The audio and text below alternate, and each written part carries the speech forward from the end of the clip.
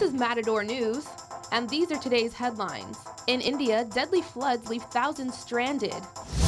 Chicago protesters call for the mayor to step down. And Facebook founder Mark Zuckerberg has an unusual reaction to becoming a father. Hello and welcome to Matador News. I'm Mirna Duron. And I'm Mariah Robinson. This just in, authorities are seeking multiple active shooters in San Bernardino. 20 victims are involved in the shooting, but the details and conditions are unknown. SWAT teams are being deployed in the area just to search for suspects, and police are urging residents to stay away from the areas until further updates are available. The suspects are said to be in the areas of Orange Snow Road and Waterman Avenue, just around the corner from a Planned Parenthood. Southern California Gas Company is apologizing to Porter Ranch residents for the ongoing gas leaks. The leaks is more than 1 mile away from the nearest Porter Ranch home, but is causing residents to have continuous headaches, nausea, and nosebleeds. Hundreds of residents are asking the storage company to relocate them for free. Chief Executive Dennis Arriola told the City Council that the leak from the Aliso Canyon storage facility will take up to 4 months to stop until the new relief well is drilled. So-called officials say after the well is fixed, it will permanently be shut down. Planned Parenthood is offering 2 HIV preventative drugs at select clinics starting in 2016, including the brand new Planned Parenthood clinic in West Hollywood and San Diego. One of the medications is to be offered as a pre-exposure once-a-day pill known as Truvada, which reduces the risk of contracting HIV. The other is a medication that should be taken within 3 days of coming into contact with the disease. Planned Parenthood CEO Sue Dunlap says over time, all of the clinics will offer this service. Indian troops are battling deadly flooding in Chennai. Heavy rain in the southern India city has caused serious flooding. Most of the main streets are waterlogged and schools were closed for the 17th day since November. Flights and trains have been suspended and hundreds of people are without power. Some 400 passengers are stranded at the airport and all flights have been canceled. Indian troops have been deployed to rescue thousands of stranded people after the last 2 days of heavy rain. Los Angeles County officials vote to set up 2 task force teams to help more than 15,000 convicted felons reduce their charges to misdemeanors. Governor Brown is handling these cases under Prop 47. The purpose of the proposition is to reduce jail and prison overcrowding. Some government officials don't agree with the measure. LA County Sheriff Jim McDonnell says this could be one of the reasons for rising crime in LA County. One of the task force will consist of business and labor groups to help ex-convicts get jobs. The other will consist of officials in criminal justice agencies who monitor applications. The deadline to apply is November 2017. Californians are paying 75 cents more on average in gas than the whole nation. Here is Matador News reporter Javier Cabrera with more. Thank you, Mirna. That's right. And few experts say refinery disruptions are one reason for the higher cost in California. CSUN geography professor Steve Gravens say there are 3 main reasons Californians pay more at the pump. Refineries, the oil companies will tell you is that we've had some machine breakdowns in the refineries down around Long Beach, particularly a really serious explosion that made the national news that reduced our capacity. California is somewhat isolated, the West Coast, that is, from the refining capacity that's in the Midwest and on the East Coast. So normally they would, in other shortage situations, what would happen is that they would just put a bunch of the gas in trucks or tank cars on a train and bring them out here. Supply and demand. It doesn't really matter how much it's costing them to make gasoline. If we will buy it at that price, they will raise the price to the level that the demand will support.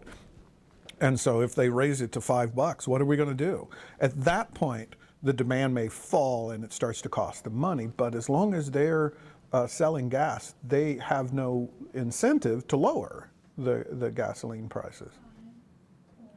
Californians should also know the state has higher taxes and fees, along with a state-mandated blend that produces less pollution. According to GasBuddy.com, the average gas price in Baltimore this morning was $2.09, while the gas price at the Chevron gas station on Reseda Boulevard near CSUN was $2.89. Now back to Mariah in the studio. In Baltimore, the jury has been selected, but the trial of Officer William Porter is not scheduled to start for 2 more weeks. Porter is charged in the Freddie Gray case, where a 25-year-old man died of spinal injuries in police custody last April. Porter is not pled guilty to the charges of involuntary manslaughter, negligent assault, misconduct in office, and reckless endangerment in his previous trial. Porter is being tried for precautions he did not take at the time Gray was arrested. He is the first of 6 officers to be tried. Porter failed to seek medical attention for Gray when he said he needed it. Gray claimed his body was in pain and he could not breathe. Porter is also being accused of not properly securing Gray in the police van. Gray suffered spinal injuries and died at the hospital. The jury is made up of 8 blacks and 4 whites. Chicago Mayor Rahm Emanuel says he will not resign despite protesters demanding his resignation. I'm responsible.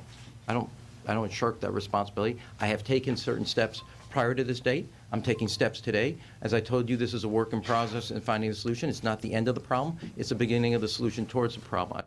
After footage of the fatal shooting of Laquan McDonald was released, Emanuel fired Chicago Police Superintendent Gary McCarthy, saying McCarthy had shaken and eroded the trust of the community. Illinois Attorney General asked the Justice Department Civil Rights Division to investigate the discriminatory practices by the Chicago Police Department. Officer Jason Van Dyke was charged with first-degree murder last week and was released from county jail yesterday after posting $150,000 of his $1.5 million bond. France is asking Britain and Germany to bump up their military offense against ISIS. The parliaments of both countries are debating the request. The British are considering a proposal to add warplanes to the airstrikes against ISIS inside Syria. UK's Prime Minister David Cameron says expanding its airstrikes to Syria has to be part of a larger strategy. It's about the politics and the diplomacy and the humanitarian aid, all of which we need to bring to bear to bring peace to Syria, but to make sure we protect our interests, our national interests, of fighting against this appalling terrorist organisation. The British debate is expected to last about 10.5 hours. The German plan would create active just over 1,000 troops in anti-ISIS efforts, but only in support, not direct combat. Germany has not taken part in airstrikes. Now let's toss it down to Sophie Ashley with the latest in business news. Thank you, Mirna. Talk about a baby announcement. Facebook's Mark Zuckerberg and his wife Priscilla Chan have announced some big news. Days after the birth of their baby girl Max, the power couple says they are giving away 99% of their Facebook shares throughout their lives to good causes. The donation amounts to, wait for it, $45 billion at Facebook's current value. Zuckerberg says he and Chan will over time donate to causes such as fighting disease, improving education, and building strong communities. The future of Yahoo's flagging internet business is still under question. Board members for the company are gathering today and discussing options for the company's most valuable stake in Chinese e-commerce network Alibaba. Yahoo directors will reportedly decide if they wish to proceed with a plan to sell their stakes in Alibaba, which is currently valued at $30 billion. Another possible option would be to find a buyer for the company's collection of web properties. CEO Marissa Mayer has also come under fire. Critics say she has failed to make any significant changes to the company since her arrival in 2012. Now let's go to Jarvis with the latest in sports. Thank you, Sophie. Kobe Bryant officially kicked off his farewell tour in his hometown, Philadelphia. The Lakers traveled in to take on the 76ers. Bryant took the floor to thunderous applause and ovation from the crowd as they showed their appreciation. And fortunately, Bryant put on a good show. First possession of the game, Bryant, a pull-up three, and he knocks it down to give the Lakers an early lead. Couple possessions later, here's Kobe again, coming off another screen, another three-pointer, almost identical spot. D'Angelo Russell gets the rebound, and Bryant says, "I'll try again." Buries that one on the second try. Although it wasn't enough, the fans and his teammates loved the performance, but Philadelphia pulled it out. They won at 103-91, getting their first win of the year. The Sixers snapped their 28-game losing streak that dated back to last season. While the Lakers were on the road, the Kings were at home at Staples Center. They squared off against their divisional foes, the Vancouver Canucks. Let's pick up the highlights. First period, Vancouver on a power play early. Henrik Sedin hooks up with his identical twin Daniel to give the Canucks an early 1-0 lead as he gets it past Jonathan Quick. Third period, same score. Kings on a power play. Drew Doughty gets the puck, fires it from just inside the blue line to tie it up at 1. Early in the third period. Let's go to overtime. Same score. Canucks turn the puck over in their own zone, and Jeff Carter makes him pay. He goes in. He finds Andrei Kopitar, who has an open net. Kings win the game 2-1. They're 4-0 in overtime this year. They continue their homestand on Saturday against Pittsburgh. Southern Utah defeated CSUN's women's basketball team 67-65 last night. The Matadors trailed by 12 points after 3 periods. Sophomore Jordan Smith's three-pointer tied the game at 65 late in the fourth quarter, but a Matador turnover let Southern Utah go to the free throw line and hit 2 late free throws to steal the victory. The Matadors look to get back to their winning ways tomorrow night. They'll play the University of Utah. Let's go back over to Sophie with the latest in entertainment. Thank you, Jarvis. Sandra Bullock has adopted her second child. Joining her and her 5-year-old son, Lewis, is 3.5-year-old Lila from Louisiana. The proud mom of 2 told People magazine when she looks at Lila, there's no doubt in her mind that she was supposed to be here. The Oscar winner goes on to say the exact right children came to her at the exact right time. In the newest edition of People magazine, Bullock opens up hoping to shine a light on the 415,000 children currently in foster care in the U.S. Congrats, Sandra. Jackpot! A Modesto man is reeling in the cash after winning $1,000 and then $10 million in a matter of minutes. Lottery officials say Rodney Meadows was out running errands and decided to purchase $30 worth of California Lottery anniversary scratcher tickets. A local station reports Meadows won $1,000 on one scratcher and then decided to try his luck again a minute later. Meadows says he was surprised when he realized he had won the $10 million jackpot. He says he doesn't know what he will do with the winnings, but he can call me and I can give him a few suggestions. Now let's go to Jarvis with the latest in health. Thanks, Sophie. A recall of celery has been linked to an E. coli outbreak that has left over 19 people in 7 states sick. Major food retailers including Walmart, Sam's Club, Costco, Safeway, Albertsons, and 7-Eleven are all part of the recall. The Centers for Disease Control says the number of people sick from the outbreak will grow over the next few weeks, even though the food has been removed from shelves. Health officials urge anyone with symptoms of abdominal cramps, nausea, and vomiting to see their doctor immediately. The World Health Organization says coal-burning particles are 5 times worse than any other particle types of the same size. The news comes just as the United Nations Conference on Climate Change kicks off in Paris. The study says fossil fuel air pollution was the cause of 3.7 million premature deaths in 2012. The study's authors suggest that according to their findings, the primary concern of air pollution control should focus specifically on coal burning. Let's go to Stephen in the newsroom now, where he'll be discussing a new study about loneliness.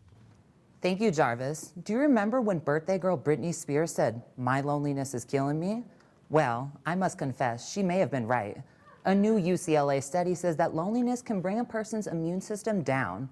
We went to the Educational Opportunity Program here in Northridge and talked to advisors about their observation when it comes to new students on campus. We do help freshmen. We do like workshops for them, especially so that way they could come in and we could help them like individually so they know like what to do. But most of them, like, we ask them, how do you feel? Like, how do you feel about your first semester? And most of them say, like, oh, it's tough, like, it's not what I expected, but they're, like, still trying hard to, like, achieve it. Yeah, they're really flustered. They don't really know what's going on. They don't have a lot of friends yet because they just came out of high school and they kind of, like, had to leave everybody behind for the most part. So I feel like there's probably a lot of lonely students that come in here. You get sick because you're lonely, and then that sickness keeps you from connecting to people, making it even harder to overcome loneliness. Now back to Mirna in the newsroom. The holiday season comes with Black Friday, Cyber Monday, and Giving Tuesday. Hashtag Giving Tuesday started 4 years ago to encourage people to pull out some cash for a good cause. Last year, Giving Tuesday made $46 million in charitable donations. On the first Tuesday of December, charities use the hashtag Giving Tuesday on their websites. December is when charities see the bump in donations as people remember how nice they are. Hint, hint, and how to get tax deduction for the current year. Like Minnesota couple who dropped a $500,000 check into a Salvation Army basket. So don't miss out, and it's not too late to open up your wallets and start donating.